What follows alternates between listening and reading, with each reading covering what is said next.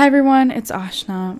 My last couple days in Arizona were full of stunning views and enjoyable hikes. If you haven't seen that video, you should definitely go watch that one too. In these next 2 days in Arizona, we visited 2 more national parks, and let's just say some of the views I saw on these days were unlike anything I've seen before.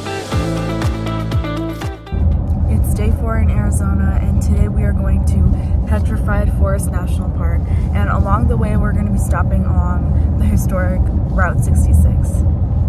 Route 66 was established in 1926, and it was described as the shortest, best, and most scenic route from Chicago through St. Louis to Los Angeles. There are more than 250 stops that span across 8 different states.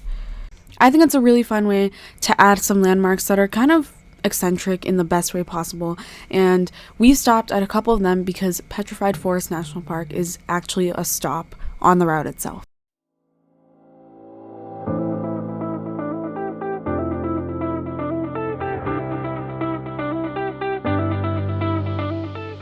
Our first stop on Route 66 was Twin Arrows, but one of them was lying down, so honestly it's a single arrow at this point. As far as I'm concerned, twins come in twos.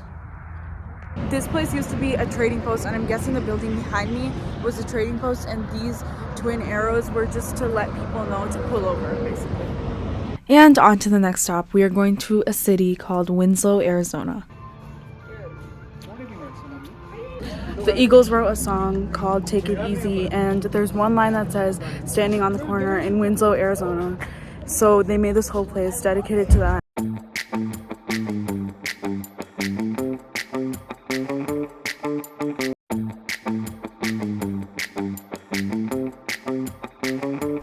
My favorite stop on Route 66 is the next one, the Wigwam Motel, because where else are you going to see teepee-shaped rooms? They have these really unique teepees that people can stay in, and some really classic cars. If these look familiar, that's probably because the Cozy Cone Motel from the Cars movie is based off of this hotel.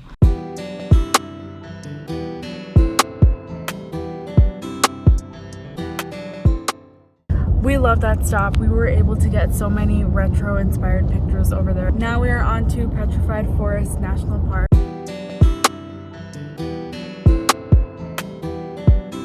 We made it to Petrified Forest National Park and stopped by the visitor center. Obviously got the stamp. That is an absolute must. Doesn't she look so pretty here? After looking at a couple more souvenirs, we started the Petrified Forest Scenic Drive. This 28-mile scenic drive is the best way to see the entire national park, literally north to south, and see the different colorful badlands and eroded landscapes. This is the Painted Desert Inn, and we're still on Route 66, which is so cool just thinking about how long it is, considering we're literally in the park and it's still not over.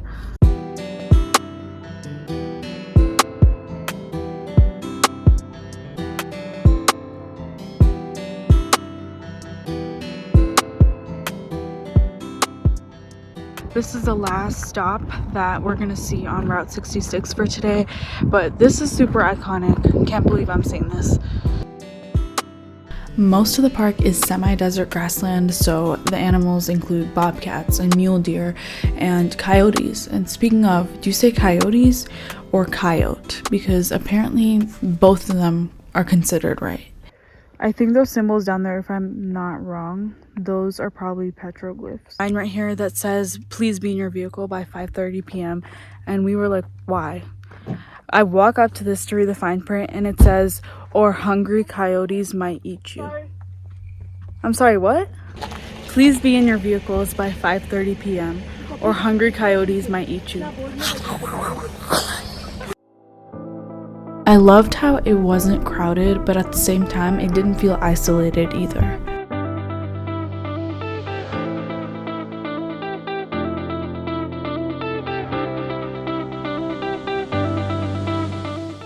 We are walking along Crystal Forest, and that is where we're able to see what Petrified Forest National Park is known for. It's petrified wood. When I first heard petrified wood, I was kind of confused because the only thing I could think of was petrified as in you looked into the eyes of a basilisk, and wood as in trees. And somehow those come together. Basically, petrified wood is formed when, instead of decomposing, minerals fill the gaps between the wood and they maintain the original structure of the wood. So what you're really looking at is stone and minerals that have completely replaced the original wood itself. The color from the petrified wood mainly comes from 3 different minerals: iron, manganese, and quartz. When we were leaving the park, we saw lots of cattle, and then we made our way back to Sedona and called it a day.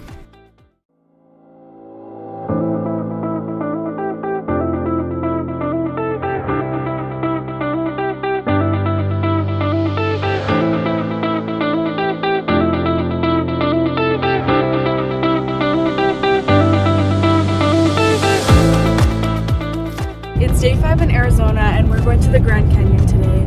I've actually been here before when I was 5, but that was in the summer, so I'm really curious to experience the Grand Canyon in the winter today. I think it's safe to say that everyone has heard of the Grand Canyon, but maybe not everyone is aware of just how large it is. The Grand Canyon touches 4 states, mainly Arizona, some of Nevada, and then Utah and Colorado. The North Rim, though less frequently visited, offers trails and remarkable views of the canyon. The East Rim contains Horseshoe Bend, which we ended up going to on a later day, so I won't spoil too much, but stay tuned for that video coming very soon. You can also visit the West Rim, and the most famous attraction here is the Glass Skywalk, which allows for a thrilling walk across the canyon where you can look down. Finally, the South Rim, which is what we explored this time around. This is the most popular rim to visit, and for good reason. Our day started with a 2-hour drive to the South Rim.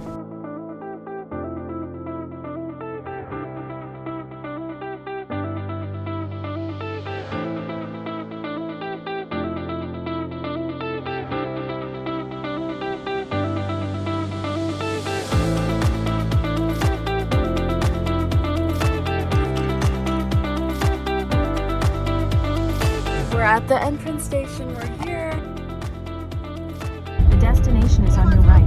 Grand Canyon National Park South Rim. I think it's intriguing to read about the history of a region before visiting, and it's clear that the Native American tribes have significant history related to the Grand Canyon. The formation of the canyon is mentioned in their mythology, and several Indian reservations are located near the canyon today. Near the visitor center, I saw this tribal medallion recognizing the 11 Native American tribes that call the canyon home.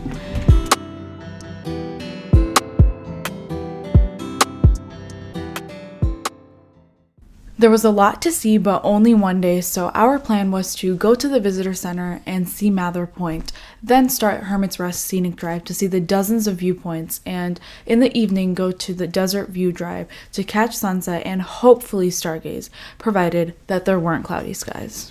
We are at Mather Point, and the way that the white from the snow contrasts with the orangish reddish tones of the actual canyon, it almost makes it look more beautiful, if anything.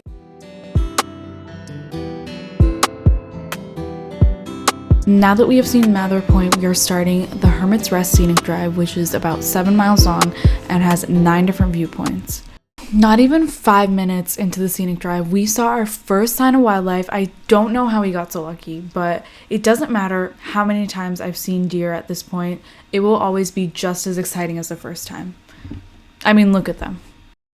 Even though they do offer a shuttle for the scenic drive, I would still recommend driving if you can, so that you can stop for moments like these and just have a more self-paced tour instead.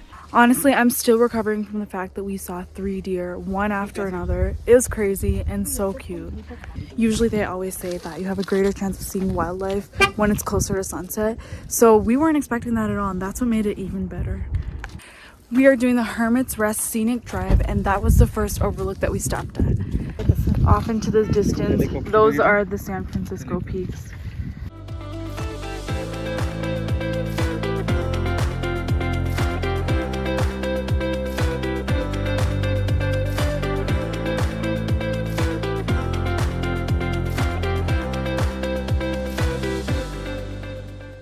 Crazy fact that I just read, I'm still having a hard time comprehending this. The Grand Canyon is bigger than the entire state of Rhode Island. That's crazy.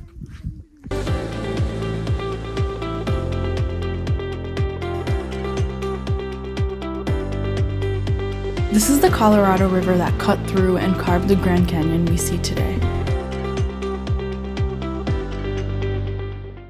I think how dark this is the darkest that we have ever seen. This type of red in any of the canyons. We walked into the gift shop at Hermit's Rest and walked out with nothing because, if I'm going to be honest, I think other national parks have much cuter designs for their souvenirs. That was the store at Hermit's Rest. Now we are done with the Hermit's Rest Scenic Drive and we are going to move on to the Desert View Drive. This was definitely our lucky day because we had another deer spotting right at the start of Desert View Drive. The gloves are temporarily going on, not because it's really cold here. It's actually pretty nice, but the water in the bathrooms, freezing, absolutely freezing. My hands are almost numb. We are starting Desert View Drive. This drive is 23 miles long towards the east entrance of the park. Hopefully we can maybe see sunset, and if we're really lucky, we might also see a couple stars. By the time we started this drive, it was around sunset, and that's prime time for animals to start coming out. So we saw these mule deer, and they looked slightly different than deer, so this was really exciting. And yes, we turned around just so we could look at them for a little bit longer because they just look so cute. They're living their life, not bothering anyone. We saw more deer-like animals. If I had to choose between the Desert View Drive or the Hermit's Rest Scenic Drive, I would say the views from both of them are pretty similar, so the deciding factor is going to be whether you can take your private vehicle or not. The Desert View Drive allows you to take your private vehicle year-round, but the Hermit's Rest Scenic Drive only allows it for 3 months of the year, so make sure to check that before you decide. Also, there's a good chance that you'll have time to visit both like we did. We were driving past this and then we saw how beautiful the sunset made it look that we turned all the way around just to see this, and it was definitely worth it. Time to catch sunset. It's getting a little bit colder, but we can actually watch the sun go down, which is so exciting.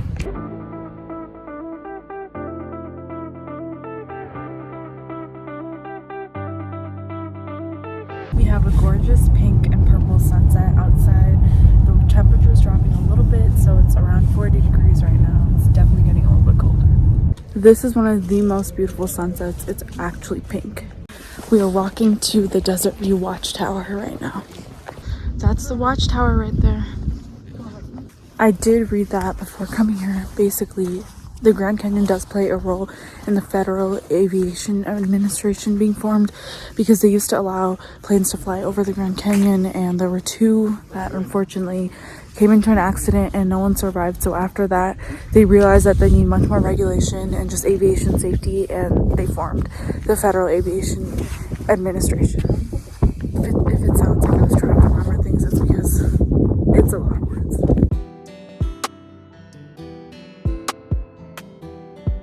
It may have been freezing, but the serenity and stillness of the canyon at sunset was incomparable.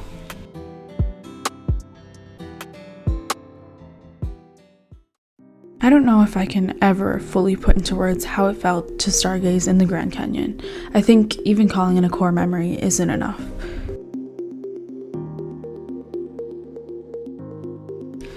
The feeling of looking at stars is indescribable. It somehow makes me feel more connected to the world and humanity in general. The simplicity of its beauty, a twinkling white dot in the sky, puts everything into perspective for me. It somehow balances the emotions inside of me and calms me. Like, no matter what is going on in our lives, we are still alive under this beautiful sky.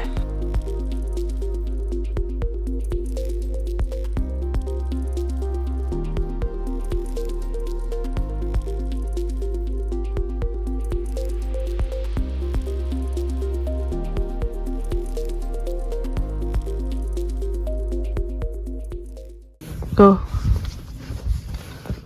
You get to my side. It's not working. Can you momentarily take your glove off? I'll pay you so. Okay. Another stop on Route 60. Now we are on to Petrified. Hace cuando yo tenía 5 años, mi familia y yo visitamos al parque.